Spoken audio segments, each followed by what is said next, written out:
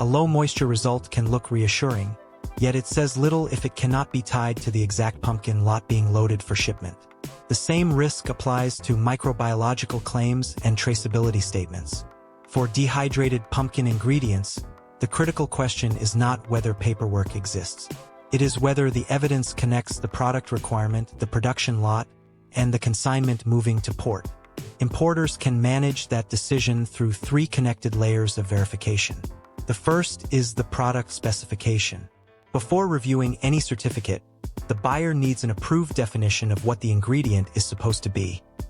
Pumpkin strip format, intended food use, physical expectations, packaging, storage and shelf life conditions, and any buyer-defined limits. Without that reference, a laboratory result may confirm that a test occurred, but it cannot establish whether the material is acceptable for the order. The second layer is batch evidence. This identifies what a particular production lot shows. Depending on the transaction, it may include a certificate of analysis, test report, packing record, retained sample record, or third-party inspection report. The purpose is proportional verification, not collecting every possible file. The requested records must address the risk being controlled and identify the lot under review.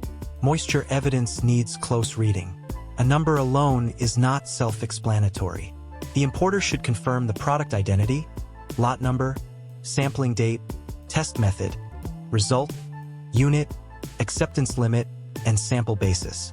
It also matters whether the sample represents final packed material or an earlier stage of processing. A low moisture result does not establish product fitness when packaging condition, storage history, or the connection to the commercial lot remains unclear. Moisture control also extends beyond the laboratory report. Packaging integrity, warehouse conditions, humid transit exposure, and handling at destination can affect a dry ingredient after testing.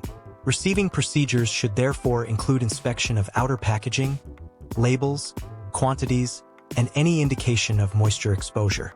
Where risk justifies it, confirmation testing can provide an additional control rather than relying exclusively on a pre-shipment result. Microbiological verification requires an equally defined testing frame. The relevant organisms or indicators depend on intended use, destination market requirements, buyer policy, agreed limits, sampling plan, and analytical method. A hygiene system or facility certificate may describe general controls, but it does not automatically provide the batch result needed for a particular order. Defined laboratory methods, including approaches illustrated in FDA analytical materials for Salmonella, show why the method and sample basis are essential to interpreting a result.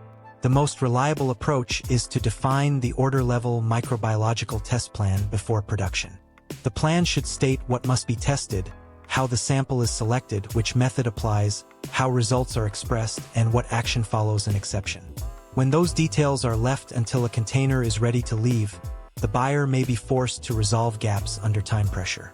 The third verification layer connects the reviewed batch to the actual shipment. A correct report for one lot does not prove that the same lot entered a container. Commercial and packing documents serve as identity controls. Purchase orders, packing lists, invoices, pallet markings, container records, shipment dates, and origin or export documents where relevant should agree with the product and lot information in the batch file.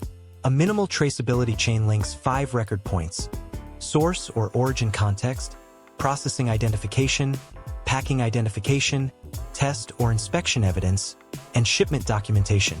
Each point should use a consistent lot identifier or a documented cross-reference. The record does not need to disclose unrelated confidential supplier information, but it must allow the importer to retrieve the relevant evidence if a receiving concern or regulatory question arises.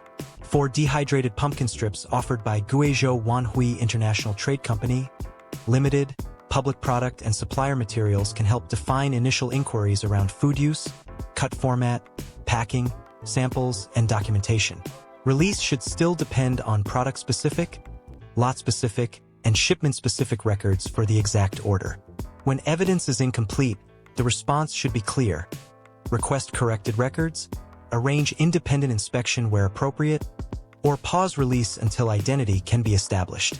A sound import decision is built by connecting the requirement, the batch, and the consignment before the material enters production or distribution.